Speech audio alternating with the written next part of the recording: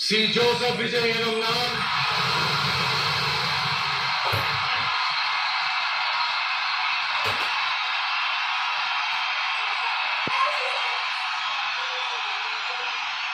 சட்டப்படி அமைக்கப்பெற்ற இந்திய அரசியல் அமைப்பின்பால் உண்மையான நம்பிக்கையும் மாறாப்பற்றும் கொண்டிருப்பேன் என்றும் இந்திய நாட்டின் ஒப்பில்லாத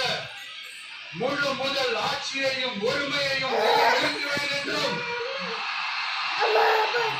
தமிழ்நாட்டு அரசின் முதலமைச்சராக உண்மையாகவும் உடற்சான்றின்படியும் என் கடமையை நிறைவேற்றுவேன் என்றும் அரசியல் அமைப்பிற்கும் சட்டத்திற்கும் இணங்க அச்சமும் ஒருவரை சார்பும் இன்றி விருப்பு வெறுப்பை விலக்கி பலதரப்பட்ட மக்கள் அனைவருக்கும் நேர்மையானதை செய்வேன் என்றும் ஆண்டவன் மீது ஆணையிட்டு உறுதிமொழிகிறேன்.